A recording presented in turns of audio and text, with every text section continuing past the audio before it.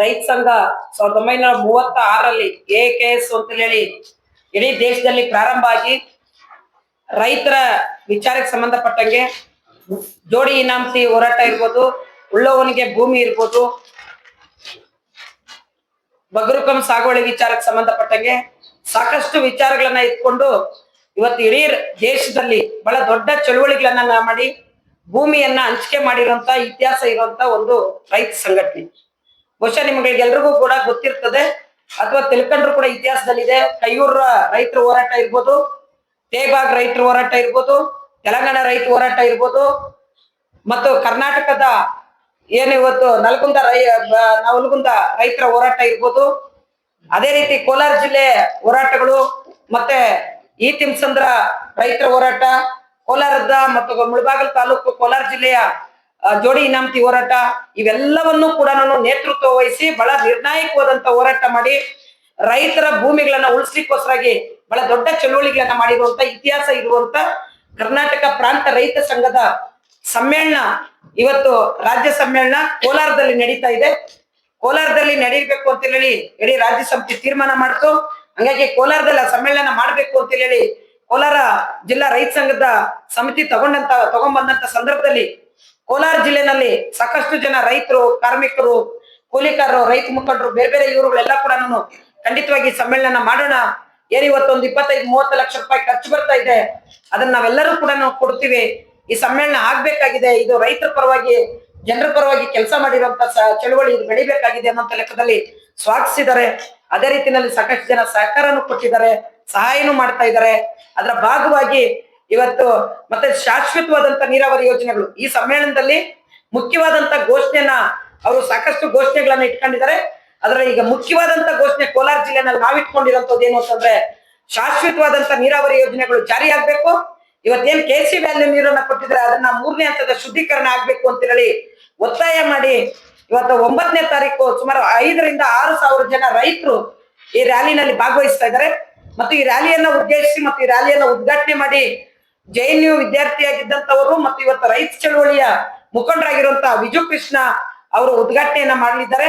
ಮತ್ತೆ ಅದೇ ರೀತಿಯಲ್ಲಿ ರೈತ ಸಂಘದ ರಾಜ್ಯ ಅಧ್ಯಕ್ಷರಾದಂತಹ ಯು ಬಸವರಾಜು ಮತ್ತೆ ಜನರಲ್ ಸೆಕ್ರೆಟರಿ ಆದಂತಹ ಯಶವಂತು ಇವರೆಲ್ಲರೂ ಕೂಡ ಭಾಗವಹಿಸ್ತಾ ಇದ್ದಾರೆ. ಮತ್ತೆ ಕೋಲಾರ ಜಿಲ್ಲೆನಲ್ಲಿರುವಂತಹ ಎಲ್ಲ ರೈತ ಮುಖಂಡರುಗಳು ಕೂಡ ನಾನು ಈ ಸಮ್ಮೇಳನದಲ್ಲಿ ಆ ಬಹಿರಂಗ ಸಭೆಯನ್ನು ಉದ್ದೇಶಿಸಿ ಮಾತನಾಡ್ತಾ ಇದ್ದಾರೆ. ಮುಖ್ಯವಾಗಿ ಏನು ಇವತ್ತು ಕೃಷಿ ರಂಗದ ಬಿಕ್ಕಟ್ಟುಗಳು ನಿಮ್ಗೆಲ್ಲರಿಗೂ ಕೂಡ ಗೊತ್ತಿದೆ. ವಾಣಿಜ್ಯ ಬೆಳೆಗಳು ಇವತ್ತು ಕೃಷಿ ರಂಗ ಯಾವ ಬಿಕ್ಕಟ್ಟಿಗೆ ಹೋಗಿದೆ, ಕೃಷಿ ಮಾಡೋಂಥವನಿಗೆ ವ್ಯವಸಾಯ ಮಾಡೋವನಿಗೆ ಹೆಣ್ಣು ಕೊಡೋದಿಲ್ಲ ಅನ್ನೋಷ್ಟು ಪರಿಸ್ಥಿತಿಗೆ ಇವತ್ತು ಬಂದು ನಿಂತಿದೆ. ಆದ್ರೆ ಸಕಲ ಜೀವರಾಶಿಗಳಿಗೂ ಬೇಕಾಗಿರುವಂತದ್ದು ಅನ್ನ, ಆ ಎಲ್ಲರಿಗೂ ಅನ್ನ ಕೊಡುವಂತ ರೈತನು ಇವತ್ತು ಅಧೋಗತಿಗೆ ಹೋಗಿದೆ. ಯಾಕೆ ಇವತ್ತು ಆ ಪರಿಸ್ಥಿತಿ ನಿರ್ಮಾಣ ಆಗಿದೆ ಅಂತಂದ್ರೆ ರೈತರು ಉತ್ಪಾದನೆ ಮಾಡುವಂತ ವಸ್ತುಗಳಿಗೆ ಬೆಲೆ ಇಲ್ಲ. ನೀವು ಫುಟ್ಪಾತ್ ಅಲ್ಲಿ ಒಂದು ಬಜ್ಜಿ ಮಾಡೋತವ್ರಿಂದ ಹಿಡ್ಕೊಂಡು ಟಾಟಾ ಬಿರ್ಲಾ, ರಿಲಯನ್ಸ್, ಅಂಬಾನಿ ಅವರೆಲ್ಲ ಕೂಡ ಮಾಡಿರುವಂತ ಮಾರ್ಕೆಟ್ ವರ್ಗುನು ಅದ್ರ ರೇಟ್ ಅನ್ನ ಫಿಕ್ಸ್ ಮಾಡುವಂತ ಹಕ್ಕು ಅದ್ ತಯಾರು ಮಾಡೋರ್ ಮೇಲೆ ಇರ್ತದೆ. ಆದ್ರೆ ರೈತರು ಬೆಳೆಯುವಂತ ಬೆಳೆಗೆ ಮಾತ್ರ ರೇಟ್ ಫಿಕ್ಸ್ ಮಾಡುವಂತ ಹಕ್ಕು ರೈತನಿಗಿಲ್ಲ. ಇವತ್ತು ಅವ್ನು ಬೆಳೆದಂತ ಇದು ತರಕಾರಿ, ಹಣ್ಣು ಎಲ್ಲಾನು ಬೆಲೆ ಸಿಗ್ತದ ಅನ್ನೋಂತ ಗ್ಯಾರಂಟಿನೇ ಅವ್ನಿಗಿರಲ್ಲ. ಇವತ್ತು ಅದನ್ನ ಮಾರ್ಕೆಟ್ ತಗೊಂಡೋದ್ರೆ ಬೆಳಿತೀವಿ ಅಂತ ಗ್ಯಾರಂಟಿ ಇರಲ್ಲ. ಇವತ್ತಿಗೂ ಕೂಡ ಕೃಷಿ ರಂಗದಲ್ಲಿ ಇರೋಂಥವ್ರು ಕೃಷಿ ರಂಗದಿಂದ ಸಾಲಗಾರನ ಆಗಿಲ್ಲ ಅನ್ನೋಂತ ಒಬ್ಬ ವ್ಯಕ್ತಿನೂ ಕೂಡ ಇವತ್ತು ಇಲ್ಲದೆ ಇರುವಂತ ಪರಿಸ್ಥಿತಿ ನಿರ್ಮಾಣ ಆಗಿದೆ. ಆದ್ರೆ ನಾ ಹೇಳ್ತೇನೆ, ಮಿಷನ್ ಅಲ್ಲಿ ಕಾರ್ಡ್ ಹಾಕಿದ್ರೆ ಹಣ ಬರ್ತದೆ ಸರ್. ಆದ್ರೆ ಮಿಷನ್ ಅಲ್ಲಿ ಕಾರ್ಡ್ ಹಾಕಿದ್ರೆ ಅಕ್ಕಿ, ರಾಗಿ, ಗೋಧಿ ಬರಲ್ಲ. ಆದ್ರೆ ಕೃಷಿ ರಂಗ ಏನಾದ್ರೂ ಬಿಕ್ಕಟ್ಟಾಯ್ತು ಅಂದ್ರೆ ಇದ್ರ ಹಿಂದಗಡೆ ದೊಡ್ಡ ಬಂಡವಾಳಶಾಹಿಗಳ ಹುನ್ನಾರ ಇದೆ. ಒಂದು ಕಡೆ ಕಾರ್ಖಾನೆಗಳು ವಿರೋಧ ಮಾಡ್ತಾರೆ ಅಂತೇಳಿ ನಮ್ಮನ್ನ ಮಾತಾಡ್ತಾರೆ. ಖಂಡಿತವಾಗಿ ಕಾರ್ಖಾನೆಗೆ ಬರ್ಬೇಕು ಅಂತ ನಾವ್ ಹೇಳ್ತೇವೆ. ಹಿಂದೆ ಕೂಡ ನಾವು ವಾಲ್ ರೇಟಿಂಗ್ಸ್ ಮಾಡಿದ್ರಿ, ನಿಮ್ಗಳಿಗೆಲ್ಲ ಗೊತ್ತಿದೆ. ಎಂತ ಕಾರ್ಖಾನೆಗೆ ಬರ್ಬೇಕು ಕೋಲಾರ ಜಿಲ್ಲೆಗೆ ಅಂತ ಬಯಸಿದ್ವಿ ನಾವು. ಕೃಷಿ ಆಧಾರಿತ ಕೈಗಾರಿಕೆಗಳು ಬರ್ಬೇಕು ಅಂತ ಹೇಳ್ತೀವಿ. ನಾವು ಟೊಮೆಟೊ ಬೆಳಿತೀವಿ, ನಾವು ಜಾಮನ್ನ ಇಲ್ಲಿ ಪರ್ಚೇಸ್ ಮಾಡ್ತೀವಿ. ಆದ್ರೆ ನಮ್ಮೂರಲ್ಲಿ ಟೊಮೆಟೊ ಬೆಳೆಯಂತ ಟೊಮೆಟೊ ಬೆಳೆಗೆ ಜಾಮ್ ಫ್ಯಾಕ್ಟ್ರಿ ನಮ್ಮೂರಲ್ಲಿಲ್ಲ. ಮಾವು ಬೆಳಿತೀವಿ, ನಾವು ಪಿಕಲ್ಸ್ ಎಲ್ಲ ಬೇರೆ ಕಡೆಯಿಂದ ಪರ್ಚೇಸ್ ಮಾಡ್ತೀವಿ. ಆಲೂಗಡ್ಡೆ ಬೆಳಿತೀವಿ, ಚಿಪ್ಸ್ ನ ಬೇರೆ ಕಡೆಯಿಂದ ತಗೊಂಡ್ಬರ್ತೀವಿ.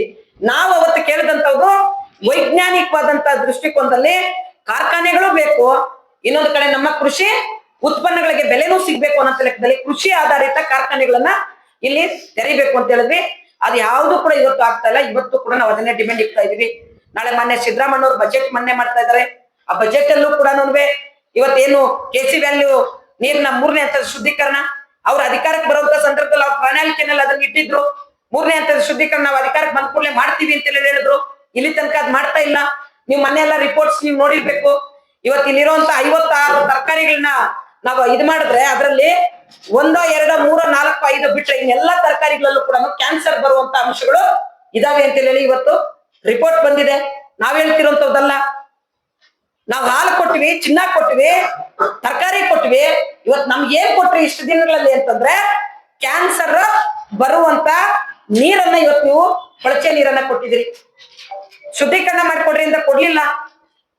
ಇವತ್ತು ನಮ್ಮ ಜಿಲ್ಲೆನಲ್ಲಿರುವಂತ ಎಲ್ಲ ರಾಜಕಾರಣಿಗಳು ಕೂಡ ಇದನ್ನ ಮಾತಾಡ್ಬೇಕಾಗಿದೆ. ಇಚ್ಛಾಶಕ್ತಿ ಇಲ್ಲದೆ ಇರೋದ್ರಿಂದ, ರಾಜಕೀಯ ಪೊಲಿಟಿಕಲ್ ವಿಲ್ ಇಲ್ಲದೆ ಇರೋದ್ರಿಂದ ಇವತ್ತು ನಮ್ಮ ಜಿಲ್ಲೆಗೆ ಈ ಪರಿಸ್ಥಿತಿ ಬಂದಿದೆ. ಹಂಗಾಗಿ ಎಲ್ಲಾ ಅಂಶಗಳನ್ನ ಇಟ್ಕೊಂಡು ನಾವು 3 ದಿನಗಳ ಕಾಲ ನಡೆಯುವಂತ ಸಮ್ಮೇಳನದಲ್ಲಿ ಬಹಳ ಗಂಭೀರವಾಗಿ ಚರ್ಚೆಗಳನ್ನ ಮಾಡ್ತಾ ಇದೀವಿ. ಇಡೀ ಕೋಲಾರ ಜಿಲ್ಲೆನಲ್ಲಿರುವಂತ ಎಲ್ಲ ರೈತರು ಕೂಡ ಇದನ್ನ ಮಾತಾಡ್ಬೇಕಾಗಿದೆ. ನೀವು ಬರ್ಬೇಕಾಗಿದೆ. ಮನೆಗೊಬ್ರು ಅನ್ನೋಂತ ಲೆಕ್ಕದಲ್ಲಿ ನೀವು ಈ ಚಳುವಳಿಗಳು ಬರ್ಲಿಲ್ಲ ಅಂತಂದ್ರೆ ಕೃಷಿ ರಂಗನ ಇವತ್ತು ಆಡಳಿತದಲ್ಲಿರುವಂತ ಅದು ಕೇಂದ್ರದಲ್ಲಿರೋರು ಇರ್ಬೋದು, ರಾಜ್ಯದಲ್ಲಿ ಇರ್ಬೋದು, ಯಾವ ಸರ್ಕಾರಗಳು ಕೂಡ ರೈತರ ಪರವಾದಂತ ಕಾನೂನುಗಳನ್ನ, ರೈತರ ಪರವಾದಂತ ಕೆಲಸಗಳನ್ನ ಮಾಡ್ಲಿಕ್ಕೆ ಆಗಲ್ಲ. ನೀವು ನೋಡ್ತಾ ಇರ್ಬೋದು. ಇವತ್ತು ಬಹಳ ಜನ ನೆನ್ನೆಲ್ಲ ಈ ಒಂದು ತಿಂಗಳು 2 ತಿಂಗಳಿಂದ ನೀರಿನ ಹೋರಾಟದ ಬಗ್ಗೆ ಮಾತಾಡ್ತಾ ಇದಾರೆ, ಬಬ್ಬೆ ಬಡಿತಾವ್ರೆ.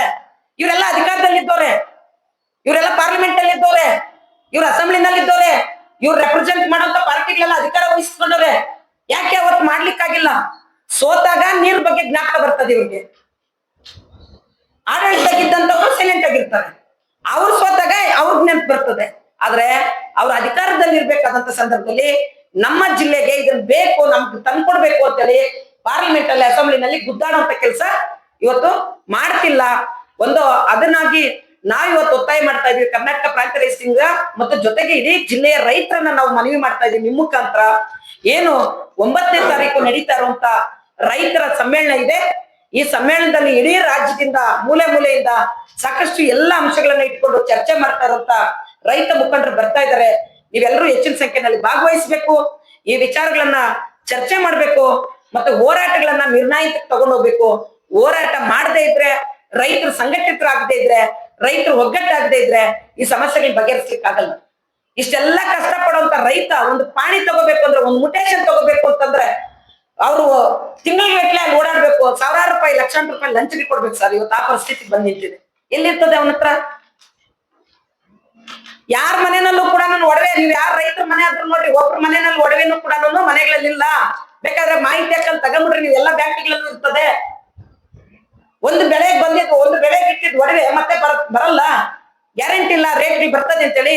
ಈ ವರ್ಷದಲ್ಲಿ ಒಂದೇ ಒಂದು ಸರ್ತಿ ಟೊಮೆಟೊ ಬೆಲೆಗೆ ರೇಟ್ ಬಂದಿರೋಂಥದ್ದು. ಅವಾಗ ನಮ್ಮ ರೈತರು, ನಮ್ಮ ಕೋಲಾರ ಜಿಲ್ಲೆ ರೈತರಿಗೆ 15 ದಿವಸ ಅದು ರೇಟ್ ಇದ್ದಿದ್ದು. ಆ 15 ದಿವಸದಲ್ಲಿ ಎಷ್ಟು % ಇತ್ತಪ್ಪ ಅಂತಂದ್ರೆ ಕೇವಲ 1% ಬೆಳೆ ಇದ್ದಂಥದ್ದು. 1% ರೈತರ ಟೊಮೆಟೊ ಬೆಲೆ ಇದ್ದಾಗ 15 ದಿನ ಬೆಲೆ ಬಂತು. 70% ರೈತರದು ಟೊಮೆಟೊ ಬೆಲೆ ಇದ್ದಾಗ ಬೆಲೆ ಇರಲಿಲ್ಲ. ಮಾರ್ವಾಡಿಗೆ ಇವತ್ತು ಉದ್ಧಾರ ಆಗ್ತಾ ಇದಾರೆ. ಸರ್ ಬೇಡ, ಇಲ್ಲಿ ಮೊಡ್ಡಳ್ಳಿ ಮಾರ್ಕೆಟ್, ಕೋಲಾರ APMC ಮಾರ್ಕೆಟ್, ವ್ಯಾಪಾರಸ್ಥರು ಮೊನ್ನೆ ಶುರು ಮಾಡಿದಂತ ವ್ಯಾಪಾರಸ್ಥರು ಇವತ್ತು ನೋಡೋಡ್ರಿ, ಅವ್ರ ಸೈಟ್ಗೆ ನೋಡ್ರಿ, ಅವ್ರ ಬಂಗ್ಲೆಗಳು ನೋಡ್ರಿ, ಅವ್ರ ಫಾರಿನ್ ಟ್ರಿಪ್ಗಳು ನೋಡ್ರಿ, ಇವೆಲ್ಲವೂ ಆಗ್ತದೆ. ಆದ್ರೆ